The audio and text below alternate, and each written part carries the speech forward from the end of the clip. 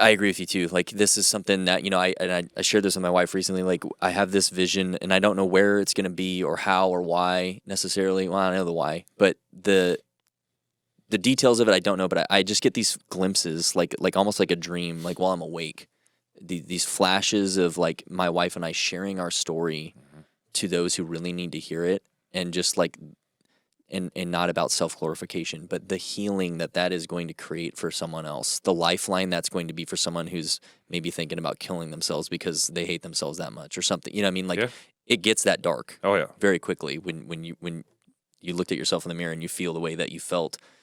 I mean, I had a very similar experience. Yeah. It was just like, what have I become? This is not me. This is not how I'm raised. I don't believe in what I'm doing. Like, I know who I am at my core, but everything I'm doing is saying otherwise. And I know I'm better and capable of more, and I just hated myself.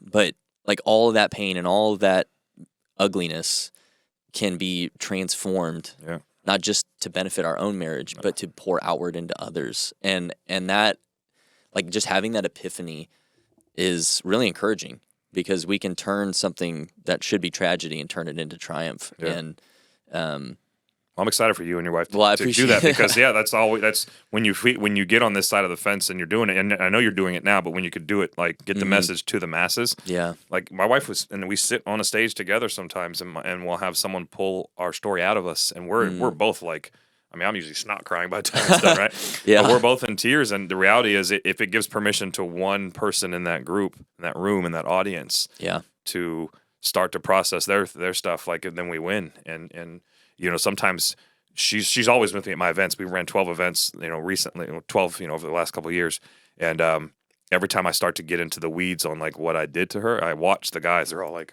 look back real quick. Like, is she going to approve? This guy's like, he's telling some things, that don't really paint. I mean, most of it doesn't paint me in a particularly awesome light, but it also doesn't paint our situation, and therefore some of the things that she was doing.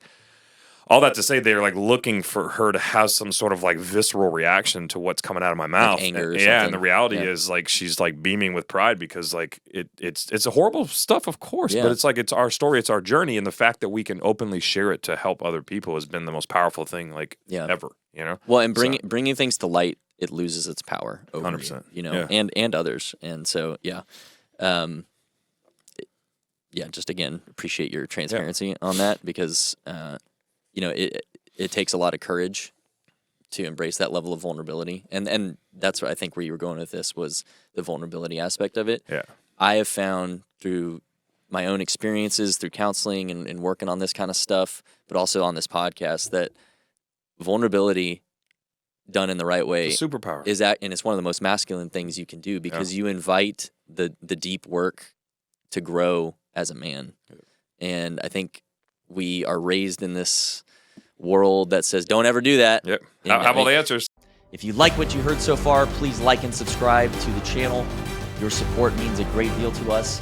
And if you are serious about moving forward with your life and becoming the man you were born to be, check out our coaching program. Link is in the description.